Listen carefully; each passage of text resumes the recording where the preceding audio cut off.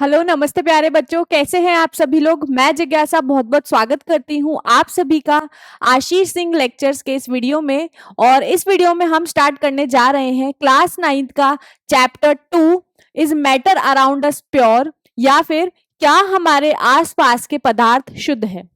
पिछले चैप्टर में हम पढ़ चुके हैं कि पदार्थ क्या होते हैं, पदार्थ के कणों के गुणों के बारे में हम पढ़ चुके हैं, पदार्थ की अवस्थाओं के बारे में हम पढ़ चुके हैं, पदार्थ की एक अवस्था को दूसरी अवस्था में कैसे परिवर्तित किया जाए इसके बारे में भी हम पढ़ चुके हैं। काफी सारी चीजें हमने फर्स्ट चैप्टर में पढ़ ली थी। इस चैप्टर में हम कंटिन्यू करने जा रहे हैं उन पदार्थों के बारे में, और थोड़ा सा हम जानेंगे और देखेंगे कि जो हमारे आसपास में हमें पदार्थ मिलते हैं क्या वे शुद्ध हैं या फिर अशुद्ध हैं। बहुत ज्यादा मजा आने वाला है इस चैप्टर के अंदर, क्योंकि काफी ज्यादा जनरल चैप्टर है। आसपास की चीजों को हम देखेंगे, उनके बारे में सोचेंगे, फिर उनके बारे में निष्कर्ष निकालेंगे, उनके बारे में हम कंक्लूजन निकालेंगे। तो आइए स्टार्ट करते हैं हमारा ये वीडियो लेक्चर। सबसे पहले तो हम पदार्थ के बारे में डिस्कस कर लेते हैं कि पदार्थ के बारे में हम एक्चुअली पढ़ क्या चुके हैं।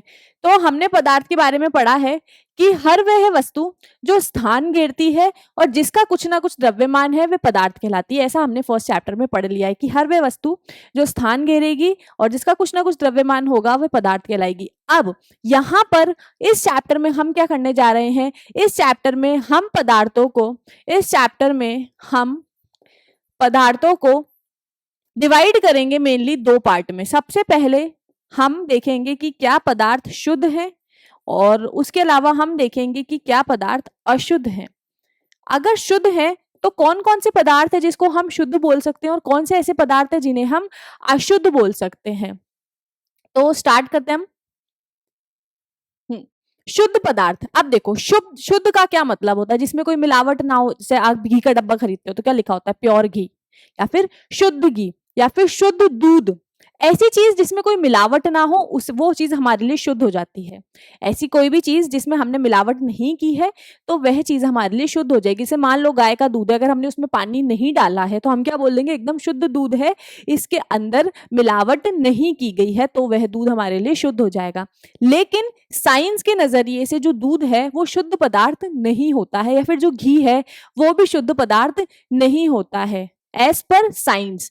ऐसा क्यों होता है, हम उसे समझने से पहले देख लेते हैं कि क्या साइंस किन चीजों को शुद्ध बोलती है और किन चीजों को अशुद्ध बोलती है। उसके बाद में एग्जाम्पल लेकर के हम इन सारी चीजों को डिटेल में डिस्कस करेंगे। वह पदार्थ जिसमें मौजूद सभी कण समान रासायनिक प्रकृति के हो तो वह वैज्ञानिक दृष्टि से शुद्ध पदार्थ कहलाते हैं।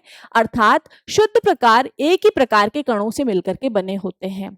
अच्छा, ऐसा कोई भी पदार्थ जिसके अंदर के सारे जितने भी कण मौजूद हैं सब रासायनिक एक जैसे हो, या फिर आप बोल सकते हो कि सारे के सारे पदार्थ जो एक तरीके के कणों से मिलकर के बनेंगे वो हमारे शुद्ध पदार्थ कहलाएंगे। अब कैसे मैम, समझ में नहीं आया? तो देखो इसका एक एग्जांपल लेते हैं।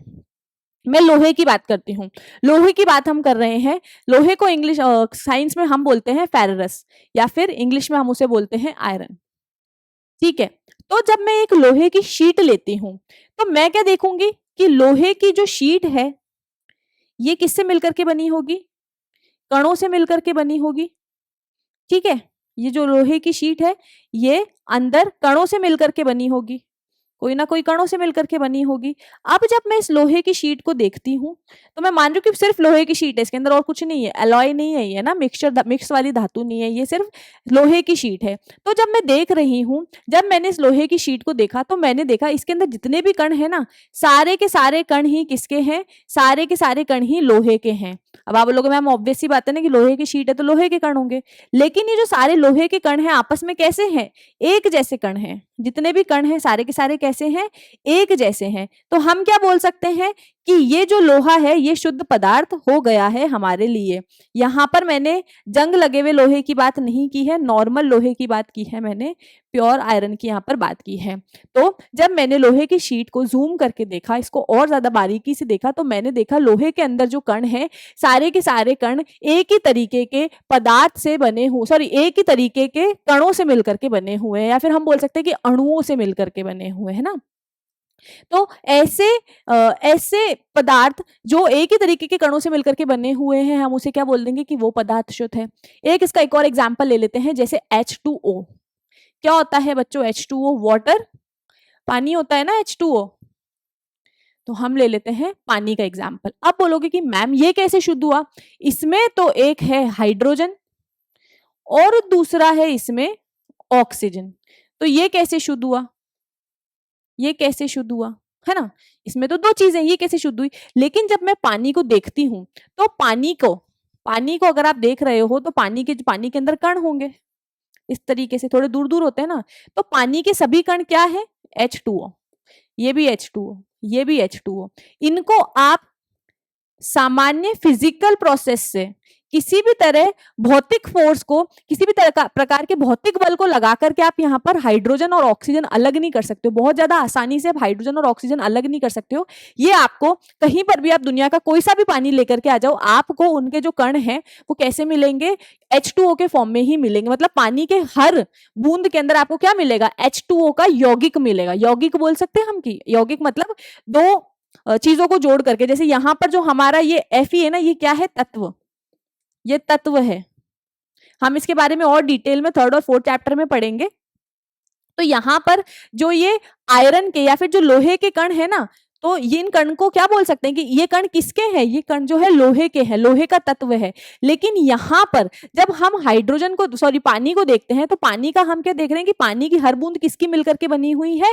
H2O की मिलकर के बनी हुई। मतलब हर बूंद में आपको H2O, दूसरी बूंद उठा करके देखो तो उसमें भी H2O। लेकिन ये जो H2O है इसके अंदर दो कण है, एक कण है हाइड्रोजन तत्व के और दूसरा कण है ऑक्सीजन तत्व के। लेकिन बच्चों आपको यहाँ पर यह बात ध्यान रखनी है कि जो हाइड्रोजन है या फिर और जो ऑक्सीजन है, ये दोनों एक दूसरे से बहुत ज्यादा स्ट्रांगली जुड़े हुए हैं। आप कोई भी भौतिक बल लगा करके इनको अलग नहीं कर सकते हो। तो यहां पर जो ये आपको H2O दिखता है ना, ये एक यौगिक मिलता है। इसको क्या बोलेंगे हम कि ये हमारा एक यौगिक है, या फिर आप क्या बोल सकते हो कि ये हमारा एक कंपाउंड है जिसको आप किसी भी फिजिकल प्रोसेस से अलग नहीं कर सकते हो। बहुत ज्यादा मुश्किल होता है फिजिकल प्रोसेस लगा करके इन सारे दोनों हाइड्रोजन और ऑक्सीजन को तोड़ देना। तो ये हमेशा साथ में ही रहते हैं। तो पानी क्या हो जाएगा हमारे लिए? पानी हमारे लिए एक शुद्ध पदार्थ हो जाएगा। एक और एग्जाम्पल हम देखते हैं। अगर मैं बोल दूं कि मेरे पास में सल्फर पड़ा है, सल्फर पाउडर है मेरे पास में, क्या है? सल्फर का पाउडर है। तो ये जो सल्फर पाउडर है, इस सल्फर पाउडर को मान लो ये सल्फर पाउडर पड़ा हुआ है, ठीक है, बहुत सारा सल्फर पाउडर है। तो ये सल्फर पाउडर के हर कण को अगर मैं देखती हूं तो सल्फर पाउडर का हर कण जो है सल्फर तत्व का बना हुआ है, और कोई भी चीज इसमें नहीं है। पूरा का पूरा सल्फर पाउडर को मैंने देखा, सल्फर पाउडर का हर तत्व जो है वो सल्फर पाउडर का हर कण जो है वो सल्फर तत्व का बना हुआ है। तो मेरे लिए क्या हो जाएगा? ये मेरे लिए एक शुद्ध पदार्थ हो जाएगा। उसी प्रकार से अगर हम कोई दूसरा एग्जाम्पल कंसिडर करना चाहे, जैसे मान लो कि ऑक्सीजन गैस, तो हम क्या बोल सकते हैं कि ये दो ऑक्सीजन को जोड़ने पर मिली है। तो जब मैं ऑक्सीजन गैस के कणों को बारीकी से देखती हूं तो सारे के जो ऑक्सीजन गैस के जो कण हैं सभी जो है ऑक्सीजन तत्व से मिलकर के बने हुए हैं। तो ये हमारे लिए क्या हो जाएगा? ये भी हमारे लिए एक शुद्ध पदार्थ हो जाएगा। और शुद्ध पदार्थ के आप कौन से एग्जाम्पल ले सकते हैं? और शुद्ध पदार्थ के अगर आप कोई एग्जाम्पल लेना चाहते हैं तो वो आपका हो जाएगा NaCl, नमक। घर में हम खाने वाला नमक इस्तेमाल करते हैं ना, वो NaCl। तो ये जो नमक है ये भी हमारे लिए शुद्ध पदार्थ है। बोलोगे क्यों मैम, इसके अंदर तो क्या है? Na मतलब क्या होता है? Na मतलब होता है sodium. Sodium chloride common salt होता है, 8th क्लास में पढ़ा है हमने, इतना तो हमें पता है कि जो घर में खाने वाला नमक इस्तेमाल होता है वो क्या होता है? Sodium chloride. तो सोडियम क्लोराइड अगेन क्या है? एक तो सोडियम के तत्व से बना हुआ है और क्लोराइड के तत्व को जो हमने जोड़ दिया तो हमारा नमक बन गया। तो यहां पर देखो, यहां पर जो सोडियम और क्लोराइड आपका बना है, सोडियम क्लोराइड जो कॉमन सॉल्ट आपका है, इसको आप आसानी से किसी भी भौतिक बल की मदद से सोडियम क्लोराइड का सोडियम और क्लोराइड दोनों अलग अलग नहीं कर सकते हो। बहुत मुश्किल है इनको अलग करना, बहुत ज्यादा स्ट्रांगली एक दूसरे से जुड़े हुए होते हैं। कैसे जुड़े होते हैं? बॉन्ड बना करके जुड़े होते हैं। अभी बॉन्ड मतलब बंध बना करके, एक दूसरे से बंध बना करके सोडियम और क्लोराइड जुड़ जाते हैं, जिसकी वजह से इनको दूर करना बहुत मुश्किल होता है। लेकिन जब मैं पूरे नमक को देखती हूँ ना तो मुझे हर नमक के एक कण में क्या दिखता है? Sodium chloride. मतलब ये आपका नमक पड़ा है तो अगर नमक के इस कण को देखूंगी ना तो मुझे मिलेगा सोडियम क्लोराइड। सोडियम और क्लोराइड दोनों साथ में जुड़े हुए। इस वाले कण को देखूंगी तो इसमें भी मिलेगा सोडियम क्लोराइड, सोडियम और क्लोराइड साथ में जुड़े हुए। तो सोडियम क्लोराइड क्या है? सोडियम क्लोराइड नमक है, और नमक जो है इस नमक के पाउडर के अंदर, या फिर नमक जो हमें एक पाउडर के फॉर्म में रहता है, मतलब थोड़ा क्रिस्टलाइन रहता है, थोड़ा पथरीला टाइप का ये होता है। तो इसके अंदर क्या देखते हैं हम, हमें यौगिक मिलते हैं और वो यौगिक किसके होते हैं, सोडियम क्लोराइड के जितने भी कण हैं वो आपको सोडियम क्लोराइड यौगिक के रूप में मिलते हैं।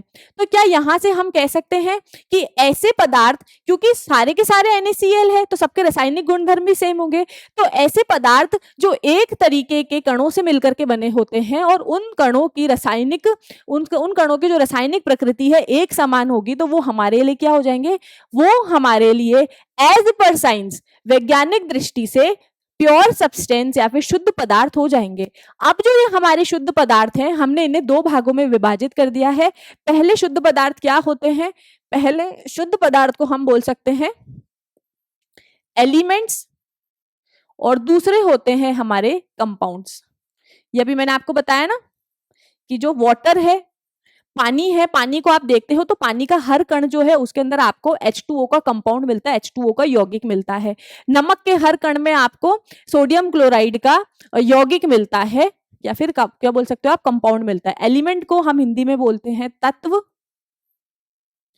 और कंपाउंड को हम हिंदी में बोलते हैं यौगिक। आई होप क्लियरिटी आपको मिली है कि अगर आपके पास में कोई पदार्थ है और वो पदार्थ एक तरीके की रासायनिक प्रकृति के कणों, एक ऐसे कण जिनकी रासायनिक प्रकृति एक समान है, उन कणों से मिलकर के बना हुआ है, तो वो हमारे लिए शुद्ध पदार्थ हो जाएगा।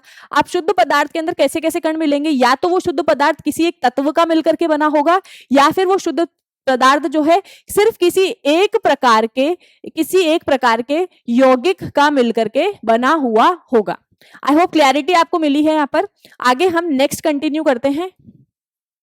तत्व क्या होते हैं, तत्व पदार्थ का वह मूल विशुद्ध रूप होते हैं। मतलब ऐसा पदार्थ का या फिर अब इसको तो कैसे समझोगे कि जब आप सोडियम आयन को लोहे की जो शीट हमने देखी थी उसमें जो लोहा था, लोहे का जो सबसे एक सिंगल लोहा था ना, यहाँ पर अगर मैं इस वाली चीज को देखूं तो यहाँ पर पहले आपने लोहे को डिवाइड करा, जब आपने लोहे की शीट को डिवाइड करा तो उसके अंदर आपको बहुत सारे लोहे के कण मिले हैं। अब ये जो आपके लोहे के कण है ना, अब इस एक कण को मैं उठा लूं ना तो इस एक कण को आप और विभाजित नहीं कर सकते हो। ये एक लोहे का कण है तो ये एक लोहे का कण ही रहेगा, आप इसको और ज्यादा विभाजित नहीं कर सकते हो।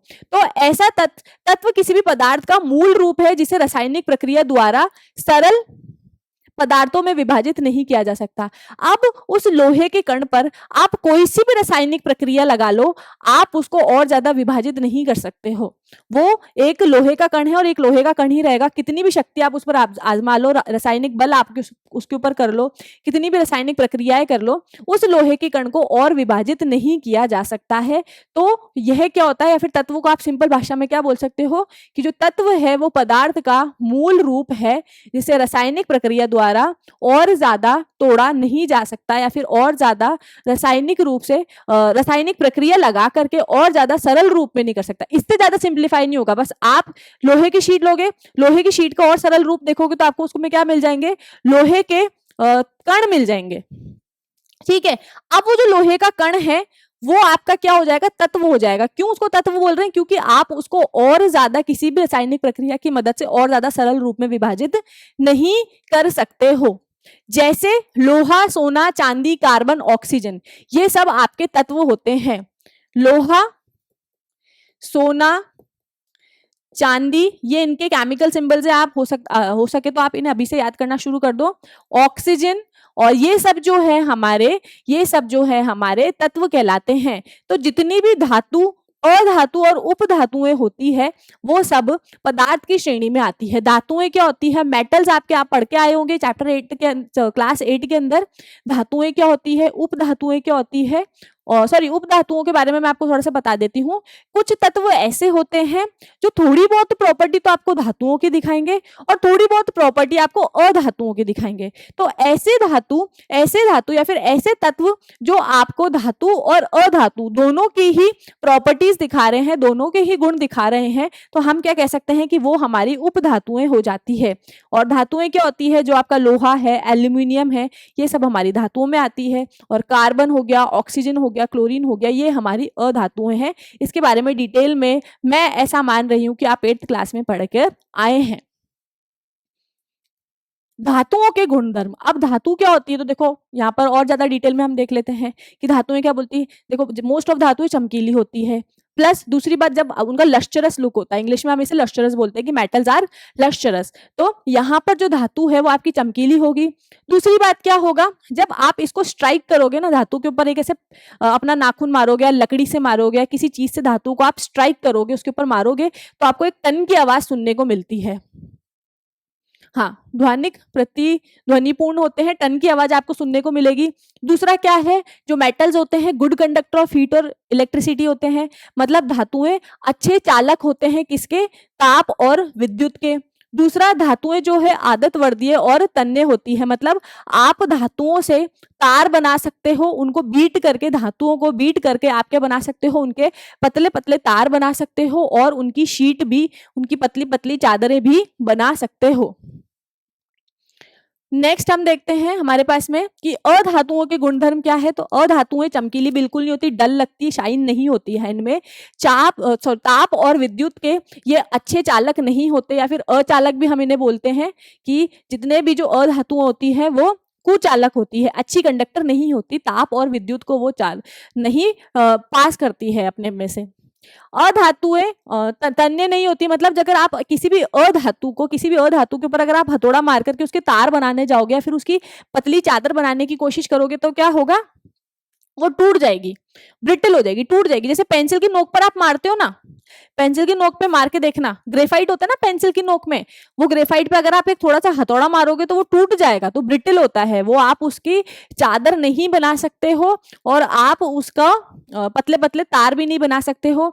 ये ध्वनिक भी नहीं होती, मतलब जब आप इनके ऊपर मारोगे तो आपको टन की आवाज भी नहीं आएगी। लकड़ी पर मार के देखना, इतनी ज्यादा टन की आवाज आपको सुनने को नहीं मिलती है। अभी जो हमने बात करी है अधातुओं की, तो हमने देखा है कि जितनी भी अधातुएं होती है वो कुचालक होती है ताप और विद्युत की। लेकिन मैंने अभी आपको ग्रेफाइट का एग्जाम्पल दिया था जो आपको पेंसिल की नोक में देखने को मिलता है। ये जो ग्रेफाइट है, ये ग्रेफाइट चालक होता है, ये इकलौता एक ऐसा धातु है, अधातु है जो सुचालक होता है किसका, विद्युत का, इससे बिजली पास हो जाती है। बाकी जो जितने भी आपके अधातु हैं सब कुचालक होते हैं, लेकिन ये एक ऐसा इकलौता अधातु है जो विद्युत की चालकता के लिए जाना जाता है, इलेक्ट्रिसिटी पास हो जाती है इससे। नेक्स्ट हम देखते हैं हमारा उपधातुओं क्या होती है।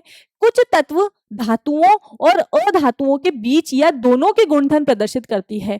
कुछ तत्व ऐसे होते हैं जिसमें कुछ गुणधर्म तो धातुओं वाले होंगे और कुछ गुणधर्म अधातुओं वाले होंगे, तो हम उन्हें उपधातु कह देते हैं। उपधातु के जो एग्जाम्पल्स है वो क्या होगा, बोरॉन, सिलिकॉन, जर्मेनियम इत्यादि। बोरॉन को हम बी से दिखाते हैं, सिलिकॉन को हम SI से दिखाते हैं और जर्मेनियम को हम GE से दिखाते हैं। तो ये इसके कुछ एग्जाम्पल्स हो गए हैं। आई होप क्लियरिटी आपको मिल गई है कि तत्व क्या होते हैं। तत्वों को हमने फिर 3 पार्ट में डिवाइड कर दिया है, वो हमने देख लिया है कि क्या है। उसके बाद में हमारे पास में हमारा नेक्स्ट टॉपिक आता है यौगिक। यौगिक क्या होता है, यौगिक ऐसे कण होते हैं जो 2 या 2 से अधिक तत्वों से मिलकर के बने हुए होते हैं। 2 या 2 से अधिक तत्वों के मेल से एक निश्चित अनुपात में क्या है यौगिक। यौगिक का अगर हम शॉर्ट में समझना चाहे तो क्या है, यौगिक जो है 2 या 2 से अधिक तत्वों से बने हुए हैं, 2 या 2 से अधिक तत्वों से मिलकर के आपके यौगिक बने हुए हैं। लेकिन ऐसा नहीं है कि आप हाइड्रोजन को जोड़ दिया और ऑक्सीजन को जोड़ दिया और आपका यौगिक बन गया, ऐसा नहीं होता है। जब एक यौगिक बनता है तो उसके अंदर जो 2 तत्व जुड़े हुए होंगे वो एक निश्चित अनुपात में जुड़े हुए होंगे। जैसे हम H2O को देखें तो यहाँ पर हम क्या देख रहे हैं कि हाइड्रोजन के कितने तत्व हैं, हाइड्रोजन जो तत्व है उसके कितने अणु हैं, हम क्या बोल सकते हैं कि 2 अणु हैं और 1 ऑक्सीजन है। तो आप दुनिया का कोई सा भी पानी उठा करके ले आओ, उसके अंदर हमेशा जब आप पानी को देखोगे तो पानी के अंदर आपको किसके कण मिलेंगे, H2O के कण मिलेंगे। और वो जो H2O है आपस में कैसे जुड़ा हुआ होगा, हमेशा आपको 2 हाइड्रोजन के साथ में 1 ऑक्सीजन ही मिलेगा। तो हम यौगिकों के लिए क्या बोल सकते हैं, यौगिक वो पदार्थ होते हैं जिसके अंदर 2 या 2 से अधिक तत्वों से मिलकर के बने हुए होते हैं और उसमें वो तत्व एक निश्चित अनुपात में जुड़े हुए होते हैं और आप रासायनिक प्रक्रिया द्वारा और निश्चित अनुपात में रासायनिक प्रक्रिया द्वारा बने पदार्थ को हम यौगिक कहते हैं।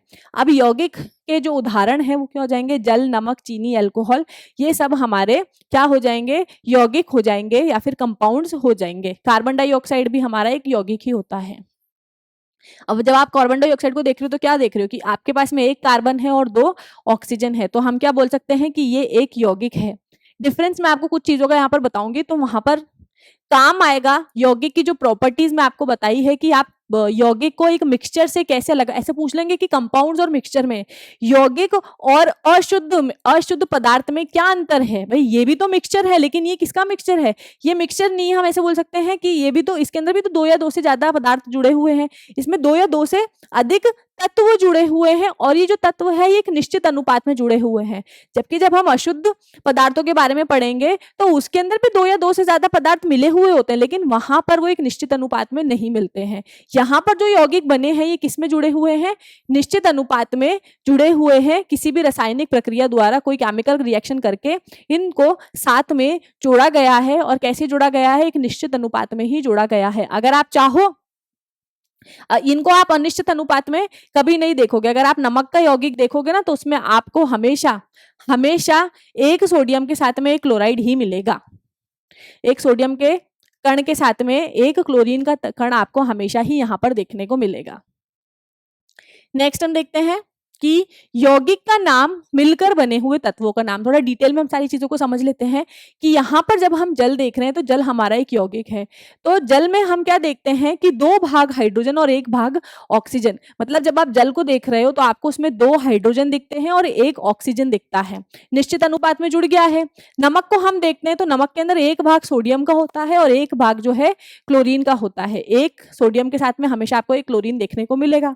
दूसरा है क्या है, कार्बन डाइऑक्साइड। कार्बन डाइऑक्साइड होता है CO2। तो जब आप कार्बन डाइऑक्साइड को देखते हो तो कार्बन डाइऑक्साइड में आपको हमेशा एक कार्बन के साथ में, तो जब आप कार्बन डाइऑक्साइड को देखते हो तो कार्बन डाइऑक्साइड के साथ में हमेशा क्या होगा कि एक कार्बन के साथ में 2 ऑक्सीजन जुड़े हुए आपको मिलेंगे हमेशा। कोई सा भी कार्बन डाइऑक्साइड आप देख लो, कोई सी भी रिएक्शन के अंदर आप कार्बन डाइऑक्साइड प्रोड्यूस करवा लो, वहां पर आपको हमेशा एक कार्बन के साथ में 2 ऑक्सीजन देखने को मिलेंगे।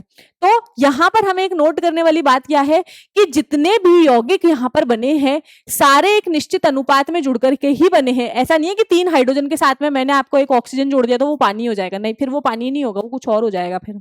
या फिर 2 कार्बन के साथ में 2 ऑक्सीजन जोड़ दूं तो वो कार्बन डाइऑक्साइड नहीं कहलाएगी, फिर वो कुछ और कहलाएगी। तो यहाँ पर जितने भी यौगिक मिलते हैं वो 2 तत्वों के जुड़ने से मिलते हैं किसी रासायनिक प्रक्रिया द्वारा, और दोनों आपस में निश्चित अनुपात में ही बनते हैं।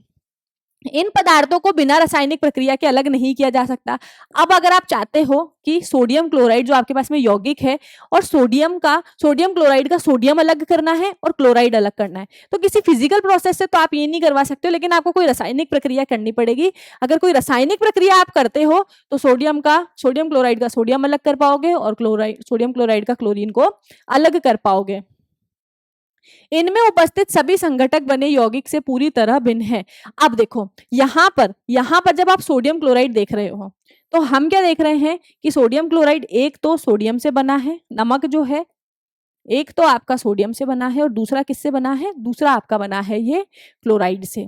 तो यहाँ पर जब मैं सोडियम को देखती हूं तो ये क्या है, ये एक धातु होता है, ठीक है, और जो क्लोरीन है आपका वो एक अधातु होता है, ठीक है। इन दोनों के जो गुणधर्म है वो बिल्कुल अलग अलग होते हैं, और जब सोडियम क्लोराइड एक दूसरे से जुड़ जाते हैं, सोडियम और क्लोराइड जब एक दूसरे से जुड़ जाते हैं तो ये नमक बन जाते हैं और बिल्कुल ही अलग तरीके से ये बर्ताव करने लगते हैं, इनके सारे गुणधर्म बदल जाते हैं। ऐसे ही आप एक चीज देखोगे, अगर हाइड्रोजन और ऑक्सीजन दोनों के मिलने से क्या बनता है, पानी बनता है। तो यहाँ पर आपका जो ये हाइड्रोजन है और आपका जो ये ऑक्सीजन है, देखो हाइड्रोजन खुद क्या करता है, हाइड्रोजन खुद जलता है, ठीक है। ऑक्सीजन क्या करता है, ऑक्सीजन जलाने में मदद करता है, लेकिन H2O क्या करता है, आग को बुझाने में मदद करता है, आग को बुझाने में मदद करता है। तो यहां पर हम क्या देख रहे हैं कि हाइड्रोजन का खुद का काम क्या है, जलना। सूरज को देखते हो ना, उसके अंदर हाइड्रोजन और हीलियम का ही तो मिलकर के बना हुआ होता है, तो बहुत सारी केमिकल रिएक्शन होती है, न्यूक्लियर रिएक्शंस होती है सूर्य के अंदर, जिस वजह से वहां पर हाइड्रोजन जलता रहता है और ऑक्सीजन जो है वो जलाने में मदद करता है। कंबशन के अंदर हम पढ़ के आए ना, अगर आपको आग बुझानी है तो आप क्या कर दो, ऑक्सीजन की सप्लाई कट ऑफ कर दो। ऑक्सीजन, जैसे कोई इंसान जल जाता है तो आप उसके ऊपर मोटी कंबल लपेट देते हो, क्यों? ताकि ऑक्सीजन के संपर्क में वो ना रहे और आग बुझ जाए। तो इसका क्या मतलब है कि ऑक्सीजन जलने में मदद करता है, लेकिन जब हाइड्रोजन और ऑक्सीजन दोनों जुड़ जाते हैं तो वो क्या करता है, बुझा देता है आग को। तो यहां पर जो यौगिक बनता है वो अपने संघटकों से बिल्कुल अलग ही प्रॉपर्टीज, बिल्कुल अलग ही गुणधर्म शो करता है। आई होप मजा आ रहा होगा आप लोगों को। क्या हमारे आसपास के पदार्थ शुद्ध रहते हैं, उसके अंदर हमारा नेक्स्ट टॉपिक जो है वो मिश्रण के बारे में है। तो अभी तक हमने देख लिया है कि शुद्ध पदार्थ क्या होते हैं। अब शुद्ध पदार्थ हमने क्या देखा है कि हमारे पास में जो पदार्थ है उसको हमने उसकी एक भाग हमने देखा है जिसको हम बोल रहे हैं शुद्ध पदार्थ, ठीक है। और दूसरा जो है हमारे पास में, हम उनको बोल सकते हैं मिश्रण या फिर मिक्सचर्स। तो मतलब पदार्थ की हमने मेनली दो कैटेगरी देख ली, दो में से हमने एक के बारे में अच्छे से पढ़ लिया है कि पदार्थों को हमने दो भाग में विभाजित किया है, पहला तो शुद्ध है और दूसरा है मिश्रण। आप मिश्रण को अशुद्ध भी बोल सकते हो आप चाहो तो याद करने के लिए। तो शुद्ध के अंदर कौन कौन सी दो चीजें पड़ी कि शुद्ध पदार्थ भी जो होते हैं दो प्रकार के होते हैं, या तो वो सिर्फ एक तरीके के तत्व के से मिल करके बने होंगे या फिर सिर्फ एक तरीके के यौगिक से मिलकर के वो बने हुए होंगे। अब ऐसे पदार्थ जो एक या एक से अधिक यौगिक से मिलकर बने होते हैं मिश्रण कहलाते हैं। अब ऐसी चीजें आप देखो जिसके अंदर, देखो हमने क्या देखा है, तत्व को देखा है, ठीक है। तत्व, अगर कोई चीज तत्व से मिलकर के बनी हुई है, एक सिंगल प्रकार के तत्व से मिलकर के बनी हुई है, तब तो वो शुद्ध है। अगर आपकी कोई चीज है जो दो या दो से अधिक तत्वों से मिलकर के बनी हुई है, दो या दो से अधिक तत्वों से मिलकर के बनी हुई है, लेकिन ये जो तत्व है किसमें होने चाहिए, निश्चित अनुपात में होने चाहिए, तब तो आप क्या बोल दोगे कि ये दोनों क्या हो जाएंगे, हमारे पास में शुद्ध पदार्थ हो जाएंगे। लेकिन अब जो हम मिश्रण पढ़ रहे हैं उसके अंदर हम क्या देख रहे हैं कि मिश्रण एक ऐसा पदार्थ होता है जो एक से अधिक तत्वों से या फिर एक से अधिक यौगिकों से मिलकर के बना हुआ था। अब आपको यहाँ कंफ्यूजन आएगा कि मैम हमने तो पढ़ा है कि जब दो या दो से अधिक तत्व जुड़ते हैं तब तो यौगिक बनता है, लेकिन यहाँ पर एक कंडीशन क्या है बेटा कि यहाँ पर ये जो तत्व हैं दोनों एक दूसरे से एक निश्चित अनुपात में जुड़े हुए होने चाहिए किसी ना किसी रासायनिक प्रक्रिया के द्वारा। अब देखो मेरे पास में बहुत सारी ऐसी चीजें होंगी, ऐसे बहुत सारे, मैं आपको आगे से एग्जाम्पल समझाऊंगी जिसमें आपके उसमें दो अलग अलग तत्व होंगे लेकिन दोनों एक दूसरे से रासायनिकली बंध बना करके नहीं जुड़े हुए होंगे। भले मैं आपको ऐसे बहुत सारे एग्जाम्पल बताऊंगी, कंपेयर भी करेंगे हम चीजों को डिटेल में समझने के लिए, लेकिन अभी यहां पर हम क्या देख रहे हैं कि जो मिश्रण है उसके अंदर एक से अधिक तत्व भी हो सकते हैं और एक से अधिक या फिर वो एक से अधिक यौगिक से मिलकर के भी बने हुए हो सकते हैं, तो वो क्या कहलाएंगे, मिश्रण कहलाएंगे। अभी के लिए आपको इतना याद रखना है कि जो यौगिक बनते हैं वो एक से अधिक तत्वों से तो मिलकर बनते हैं, लेकिन यौगिक के अंदर जो आपके तत्व हैं वो एक दूसरे से बंधों के द्वारा जुड़े हुए होते हैं, निश्चित अनुपात में जुड़े हुए होते हैं। ये चीज आप माइंड में रख करके चलना, तो आपको आगे सारी चीजें और ज्यादा अच्छे से समझ में आएंगी। तो यौगिक से मिलकर बने होते हैं, मिश्रण कहलाते हैं। अब मिश्रण के एग्जाम्पल कैसे हो जाएंगे, जल में चीनी, रक्त। जल में चीनी को क्या मतलब है, जल मतलब आपके पास में एक तो जल है, जल क्या होता है H2O, और चीनी, जब जल एक अलग यौगिक है चीनी एक अलग यौगिक है, जब आपने दो यौगिकों को मिला दिया तो वो आपका क्या बन जाएगा, मिश्रण बन जाएगा। रक्त, रक्त को आप देखते हो तो रक्त में आपको बहुत सारी चीजें मिलेगी। रक्त में आपको मिलेंगे red blood cells, white blood cells, लाल रक्त कणिकाएं, सफेद रक्त कणिकाएं, प्लेटलेट्स मिलेगी आपको, प्लाज्मा मिलेगा और बहुत सारे डिजोल्व्ड सॉल्ट्स आपको ब्लड में मिलेंगे, बहुत सारे अलग अलग तरीके के नमक जो हमारी बॉडी प्रोड्यूस करती है अच्छे से फंक्शन करने के लिए, तो वो सारी चीजें आपको रक्त में देखने को मिलेगी। वायु क्या है, बहुत सारी गैसों का मिश्रण है। बालू नमक का मिश्रण आदि, सॉल्ट मतलब बालू मतलब रेत, एक तरीके की रेत आती है, तो रेत और नमक को आप मिक्स कर लो तो वो भी क्या हो जाएगा, आपका मिश्रण की कैटेगरी में ही आएगा। आई होप थोड़ा थोड़ा आपको कनेक्टिविटी आप फील कर पा रहे हो यहाँ पर। आ गया ना डिफरेंस कि यौगिक और मिश्रण में क्या डिफरेंस होता है, हम यहां पर देखेंगे। अब यहाँ पर जो हम अगला पढ़ने जा रहे हैं वो ये कि मिश्रण और यौगिक में अंतर क्या है, ये इंपॉर्टेंट है, ये चीज आपको ध्यान रखनी है। तो अब मिश्रण और यौगिकों के बीच में अंतर समझने के लिए सबसे पहले हम एक एग्जाम्पल कंसिडर करेंगे।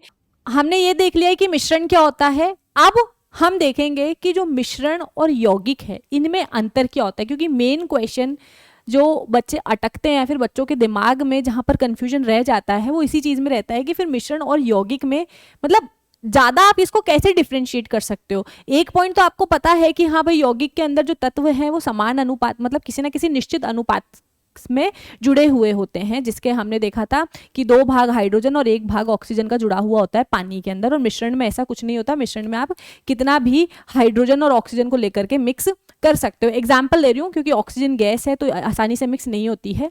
हम बस ये देख रहे हैं कि जो मिश्रण होते हैं उसके अंदर निश्चित अनुपात नहीं होता है। लेकिन इस चीज को और ज्यादा अच्छे से समझने के लिए हम यहाँ पर एक एग्जाम्पल देख रहे हैं जिसमें हमने लोहे और सल्फर का मिश्रण लिया है, दूसरी तरफ हमने लोहे और सल्फर का एक यौगिक लिया है जिसे हम फेरस सल्फाइड बोलते हैं।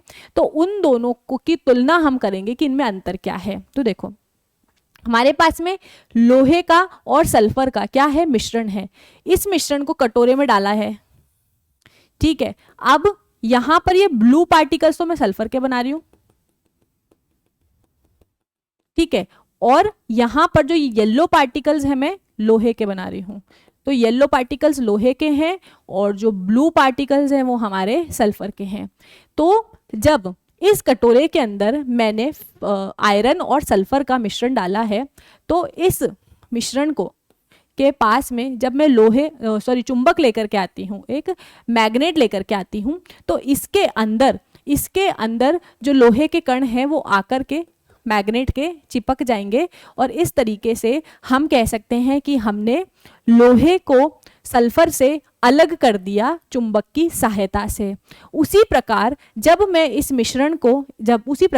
मिश्रण को मैं कार्बन डाइसल्फाइड के अंदर, कार्बन डाइसल्फाइड जो है एक ऑर्गेनिक सॉल्यूशन है, ऑर्गेनिक सॉल्यूशन और इनऑर्गेनिक सॉल्यूशंस क्या होते हैं वो अभी आपको थोड़ा समझ में नहीं आएगा क्योंकि ये कॉन्सेप्ट अभी तक आपको पढ़ाया ही नहीं गया है। तो आप मान लो, आप अगर इसको ऑर्गेनिक टर्म को छोड़ते हो, आप ही सोचो कि जो आपके पास में लोहे और सल्फर का सॉल्यूशन है, इस लोहे और सल्फर के मिश्रण को, सॉल्यूशन नहीं है सॉरी, जो मिश्रण है लोहे और सल्फर का जो आपके पास में मिश्रण है, दोनों का जो आपने पाउडर मिक्स कर रखा है, जिस तरीके से नमक और मिट्टी को मिलाते हैं ना तो जो मिश्रण बनता है, उसी प्रकार से हमने लोहे और सल्फर को मिक्स कर करके उसका मिश्रण बना लिया। तो इस मिश्रण को जब हम इस सॉल्यूशन में डालते हैं, कार्बन डाइसल्फाइड के सॉल्यूशन में डालते हैं, तो हम देखते हैं कि यहाँ पर जो आपका सल्फर था वो क्या कर जाता है, सल्फर इसमें घुल जाता है, सल्फर घुल जाता है इसमें, ठीक है। एक बात ये हो गई कि सल्फर इसमें घुल जाता है और पीछे आयरन ऐसे ही रह जाता है, ठीक है। उसके बाद में ये जो आपका नया मिश्रण होता है ना, जिसके अंदर आपका कार्बन डाइसल्फाइड और सल्फर घुला हुआ है, सल्फर तो इसके अंदर घुल गया। अब मैं क्या करती हूँ, इस सल्फर को अलग करने के लिए, इस मिश्रण में से सल्फर को निकालने के लिए जब मैं इस मिश्रण को गर्म करती हूँ तो कार्बन डाइसल्फाइड तो वाष्पीकृत होकर के उड़ जाता है और पीछे सल्फर मुझे वापस मिल जाता है। तो हम क्या देख रहे हैं कि हम फिजिकल प्रोसेस से, भौतिक प्रक्रियाओं की मदद से मिश्रण के जो कॉन्स्टिट्यूएंट पार्टिकल्स होते हैं, जिन दो चीजों से मिलकर के मिश्रण बना होता है, उन दोनों चीजों को हम भौतिक प्रक्रिया द्वारा अलग कर सकते हैं।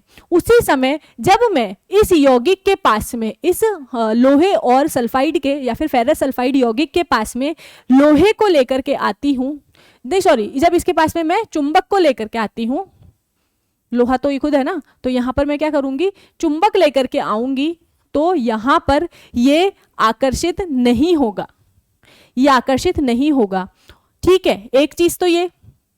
दूसरी तरफ जब मैं इसी यौगिक को कार्बन डाइसल्फाइड के अंदर घोलने की कोशिश करूंगी तो ये उसके अंदर नहीं घुलेगा। तो यहां पर हम क्या देख रहे हैं कि यौगिकों को हम फिजिकल प्रोसेसेस की मदद से, भौतिक प्रक्रियाओं की मदद से हम यौगिकों को अलग नहीं कर सकते हैं, जबकि जो हमारे पास में मिश्रण होते हैं इसको हम भौतिक प्रक्रियाओं की मदद से अलग अलग कर सकते हैं। इतना आई होप आपको समझ में आया होगा।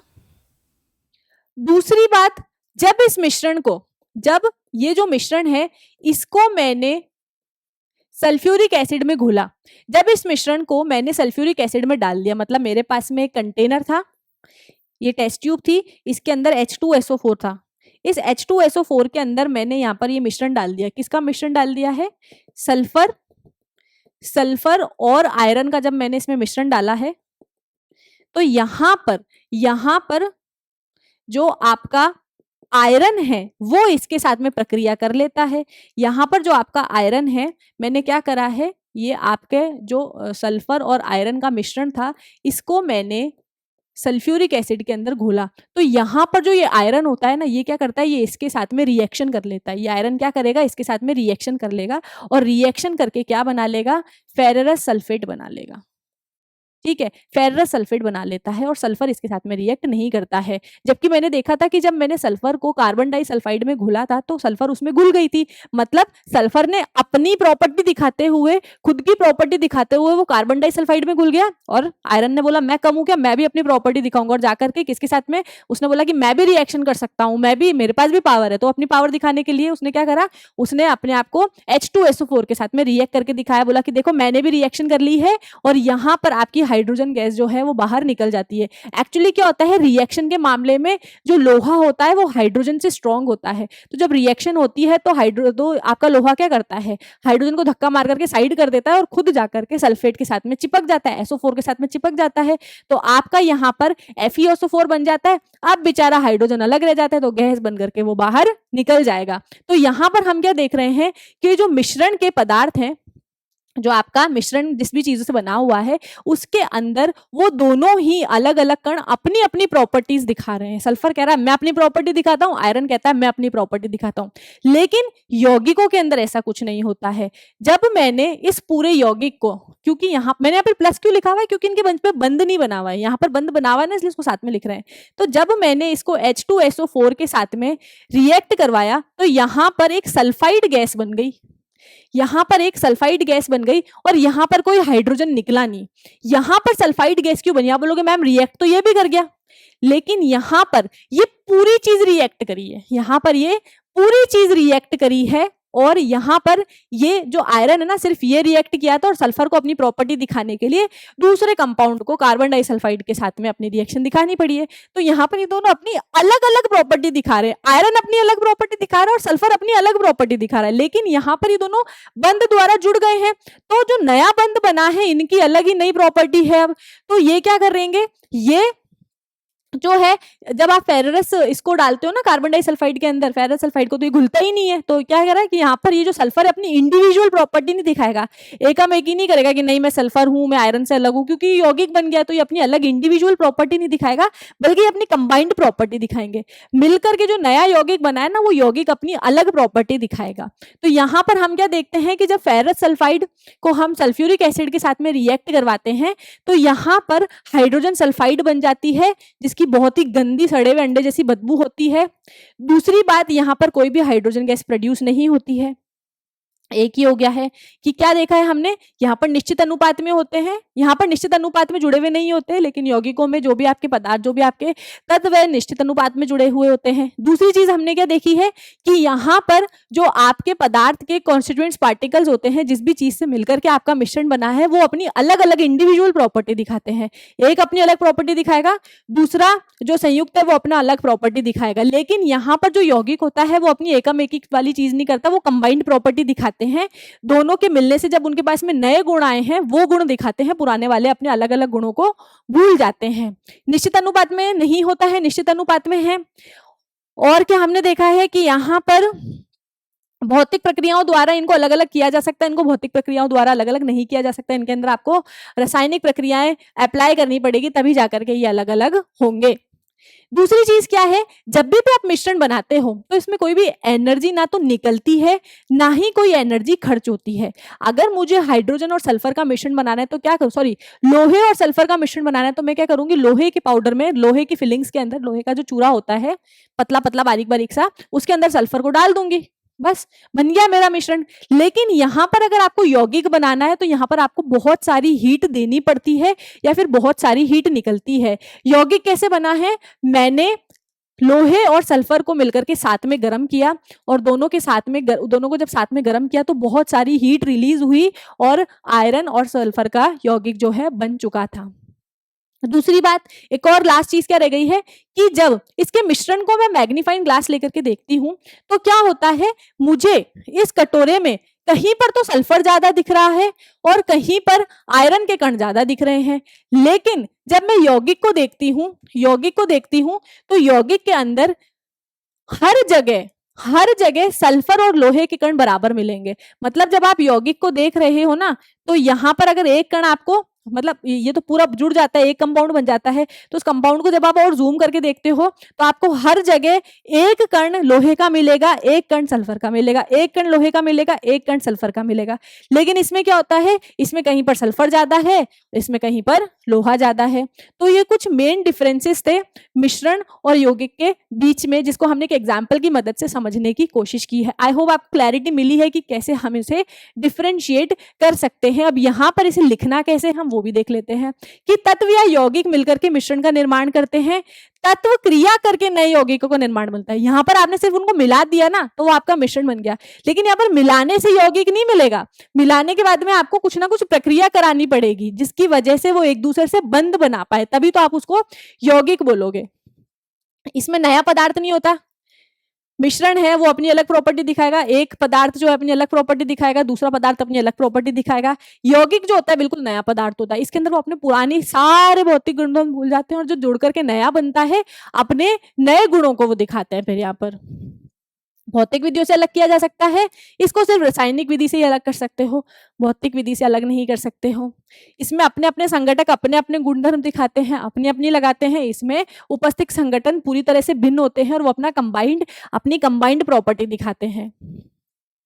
संगठों का नियत अनुपात नहीं होता, इसमें संगठों का नियत अनुपात होता है। तो ये कुछ मेन डिफरेंस था आपके मिश्रण और यौगिक के बीच में। होप मैं आपका ये कंफ्यूजन क्लियर कर पाई हूँ, आपको समझा पाई हूँ कि इनके अंदर क्या डिफरेंस है। और हमारा जो अब आने वाला अगला लेक्चर है उसके अंदर हम मिश्रणों के बारे में और ज्यादा डिटेल में पढ़ेंगे कि जो मिश्रण होते हैं आप उनको कैसे, मिश्रण को और कैसे विभाजित किया गया है, कितने प्रकार के मिश्रण होते हैं। तब तक के लिए बच्चों ये जो पढ़ाया गया है इसे रिवाइज करो। मिलते हैं अगले लेक्चर में। Till then bye bye.